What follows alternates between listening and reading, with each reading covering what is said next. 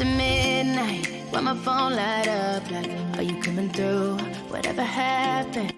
Assalamualaikum warahmatullahi wabarakatuh. Perkenalkan, saya Meliana Alorian dari kelompok 7C2 Fisioterapi. Jadi dalam kesempatan kali ini saya akan menjelaskan terkait dari sistem pelayanan fisioterapi yang meliputi yang pertama adalah bagaimana landasan hukum fisioterapi dalam berpraktik di rumah sakit. Kemudian yang kedua adalah bagaimana penjelasan tentang STR, SIP, dan juga jati diri fisioterapi. Kemudian yang ketiga adalah bagaimana penanganan fisioterapi pada masa pandemi COVID. Kemudian yang terakhir adalah bagaimana karir atau fisioterapi yang saya impikan ke depannya. Yang pertama adalah landasan hukum praktik fisioterapi di rumah sakit.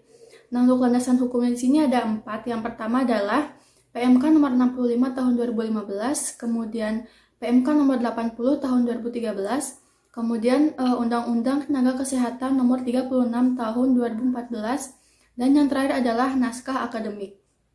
Nah, saya akan membahas satu-satu. Landasan hukum yang pertama adalah PMK nomor 65 tahun 2015. Di sini membahas tentang standar pelayanan fisioterapi. Nah, yang pertama adalah pengertian dari fisioterapi itu sendiri, yaitu bentuk pelayanan kesehatan yang ditujukan untuk individu dan atau kelompok untuk mengembangkan, memelihara, dan memulihkan gerak dan fungsi tubuh sepanjang rentang kehidupan dengan menggunakan penanganan secara manual, kemudian menggunakan alat, dan juga pelatihan fungsi dan komunikasi. Untuk penyelenggaraan praktik fisioterapi bisa dilakukan di beberapa tempat. Yang pertama adalah di puskesmas, kemudian rumah sakit umum, rumah sakit khusus, dan juga praktik mandiri fisioterapi. Nah, untuk pelayanannya di sini yang pertama adalah asesmen, kemudian penegakan diagnosis, perencanaan intervensi, kemudian intervensi, evaluasi, edukasi, dan juga dokumentasi. Landasan hukum yang kedua adalah tentang PMK nomor 80 tahun 2013. Ini membahas tentang bagaimana pekerjaan dan praktik dari fisioterapi. Nah, intinya yang pertama adalah di sini fisioterapi yang sudah lulus itu harus memiliki STR atau surat tanda registrasi yang berlaku selama 5 tahun. Jadi setelah melewati batas 5 tahun, maka fisioterapis tersebut harus memperpanjang dan mengurusnya untuk dapat berlaku lagi STR-nya. Kemudian yang kedua adalah yang dapat membuka praktik atau klinik mandiri adalah lulusan fisioterapi dengan profesi atau lulusan spesialis fisioterapi. Jadi lulusan fisioterapi yang D3, D4 itu belum dapat membuka praktik fisioterapi kalau belum profesi atau spesialis fisioterapi.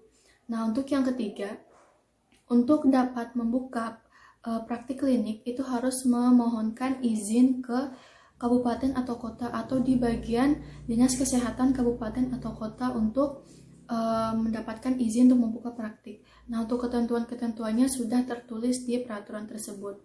Kemudian yang selanjutnya adalah peraturan terkait fisioterapi hanya dapat membuka praktik klinik sebanyak 2 praktik klinik dan lebih dari itu tidak diperbolehkan.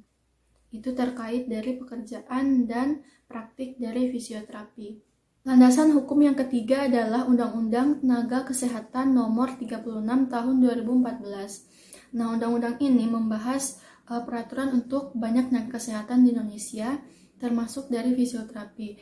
Nah, tenaga kesehatan tersebut termasuk dokter, kemudian perawat, bidan, rekam medis, analis kesehatan, dan termasuk dari fisioterapi. Nah, yang diatur di Undang-Undang Tenaga Kesehatan ini yaitu termasuk dari bagaimana penata laksanaan dari tenaga kesehatan tersebut, bagaimana registrasinya, kemudian bagaimana organisasi profesinya, kemudian hak dan kewajibannya mereka, kemudian bagaimana mereka pelayanannya ke pasien, dan lain-lain. Landasan hukum yang keempat adalah naskah akademik. Di sini naskah akademik ini isinya tidak jauh beda dengan landasan hukum yang lain, yaitu membahas terkait dengan bagaimana kondisi saat ini di lapangan, kemudian bagaimana permasalahan fisioterapi saat ini di lapangan, kemudian membahas tentang sejarah fisioterapi, kemudian juga sistem pelayanan fisioterapi. Nah, naskah akademik ini biasanya diberikan untuk sebagai acuan pembelajaran bagi mahasiswa atau pelajar fisioterapi. Nah, 4 landasan yang sudah saya bahas tadi itu merupakan acuan dari praktik fisioterapi, sehingga jika ada fisioterapi yang ingin berpraktik, maka dia harus paham betul bagaimana peraturan dari sistem pelayanan fisioterapi yang tercantum di 4 landasan tadi. Nah, jadi kesimpulannya adalah fisioterapi bukan merupakan bawahan dari dokter spesialis manapun, termasuk dokter rehabilitasi medik. Karena di sini profesi fisioterapi merupakan profesi yang berdiri sendiri, sehingga dia mampu untuk melaksanakan pelayanan dan penatalaksanaannya sendiri tanpa harus ada perintah dari atasan, seperti itu. Yang kedua adalah penjelasan terkait STR, SIP, sistem kredensial, dan juga jati diri dari fisioterapi. Yang pertama adalah STR. STR di sini merupakan surat tanda registrasi untuk fisioterapi. Jadi, setiap lulusan fisioterapi wajib untuk memiliki atau mempunyai dari STR ini. Karena ini merupakan salah satu syarat untuk seorang fisioterapis dapat berpraktik atau bekerja di rumah sakit atau puskesmas seperti itu. Dan ini merupakan sebuah identitas bagi seorang lulusan fisioterapi dalam bekerja. Kemudian yang kedua adalah di sini STR ini tuh berlaku selama 5 tahun. Jadi kalau setelah lebih dari 5 tahun itu bisa diperpanjang ke bagian dinas kesehatan untuk memperpanjang masa dari STR-nya tersebut. Kemudian yang kedua adalah SIP atau surat izin praktik.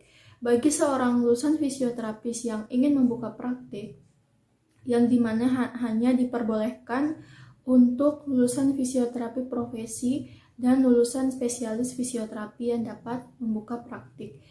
Kemudian untuk SIP ini juga sama, berlaku sebanyak 5 tahun, yang dimana jika sudah melewati batas 5 tahun maka harus diperpanjang dan diurus di bagian dinas kesehatan.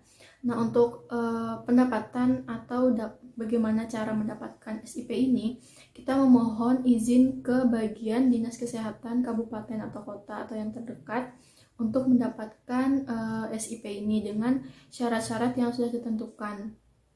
Kemudian, untuk satu orang lulusan fisioterapi atau satu STR hanya dapat digunakan untuk 2 SIP.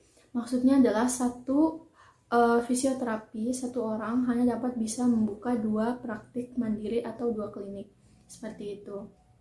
Untuk sistem kredensial di sini, untuk akreditasinya itu hanya dapat dilakukan 2 tahun sekali oleh pengurus IV setempat. Jadi di setiap praktik klinik atau di setiap fisioterapis itu akan dilakukan kredensial selama 2 tahun sekali dengan penilaiannya dengan poin 1 yang artinya tidak berkompetensi, kemudian poin 2 itu berkompetensi dengan supervisi, kemudian yang ketiga itu adalah berkompetensi full.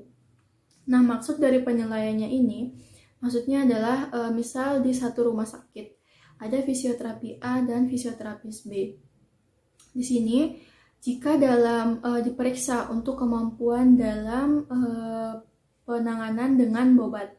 Nah, jika fisioterapi A ini diberikan nilai 3, kemudian fisioterapis B ini mendapatkan nilai 1, maka jika ada pasien yang datang, kemudian pasien itu memerlukan intervensi berupa bobat, maka yang harus menangani pasien tersebut adalah orang yang memang berkompetensi full, yaitu seperti dari nilai dari fisioterapi A tadi.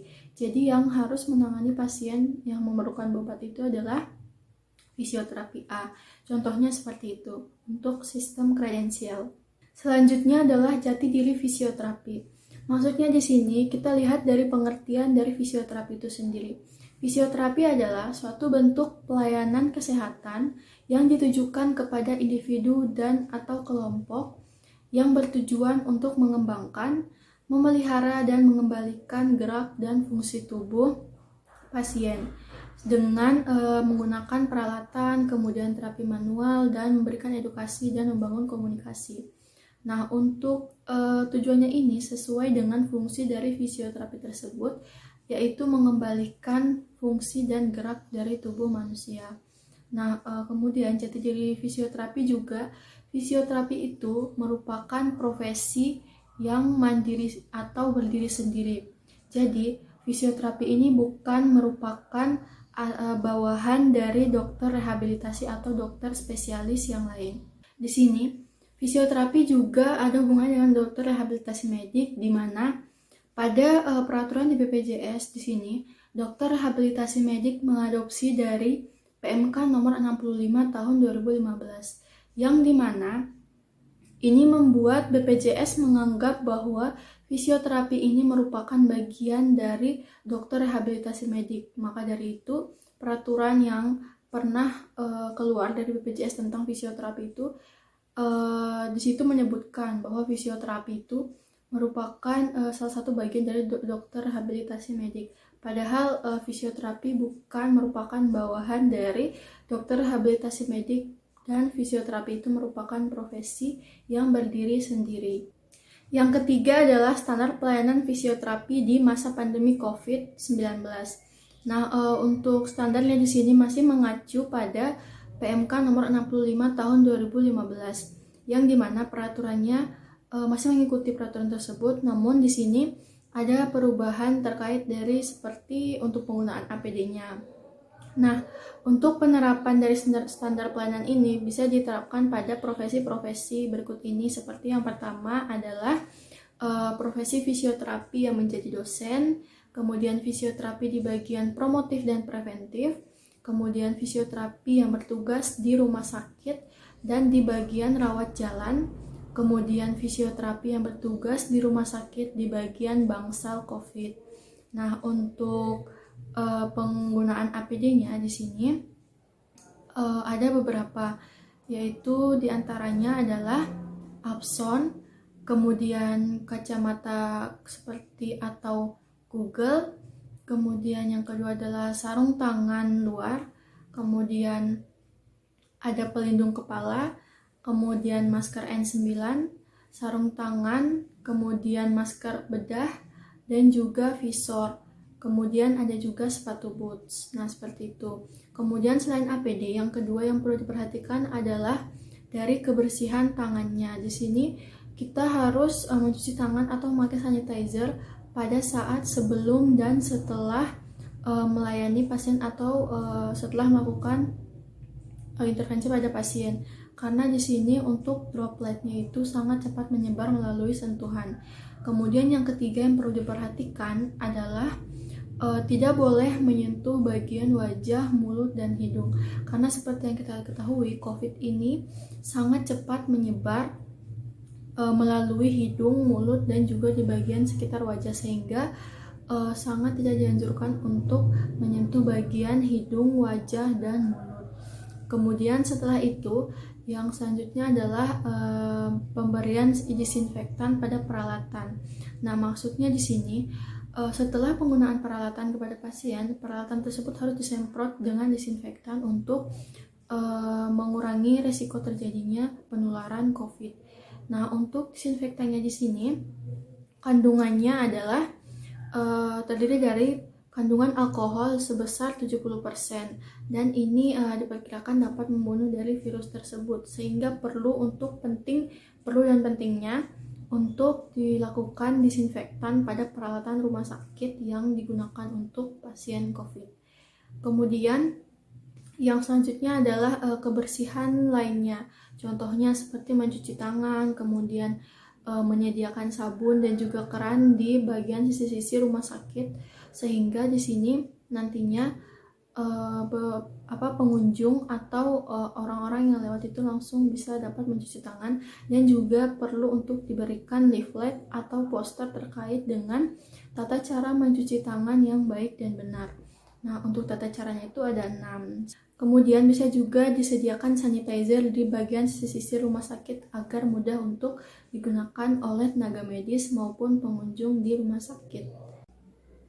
Yang terakhir adalah bagaimana cita-cita atau jenjang karir saya ke depannya yang saya impikan terkait dengan profesi fisioterapi.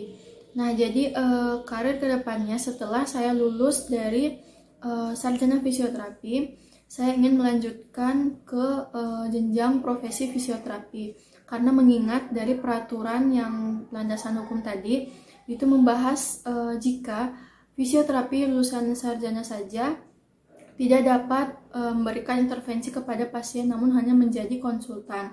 Maka dari itu, karena kedepannya saya ingin menjadi fisioterapis atau memberikan intervensi langsung ke pasien, jadi saya ingin melanjutkan ke fisioterapi profesi.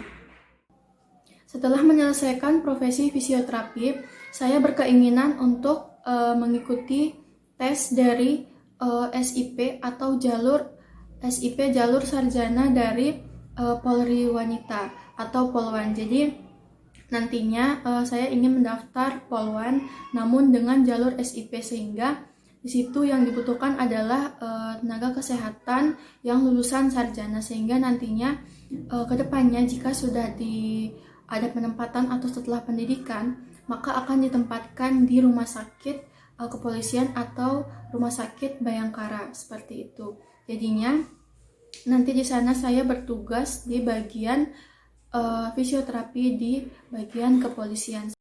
My hands up in the air, they can find somebody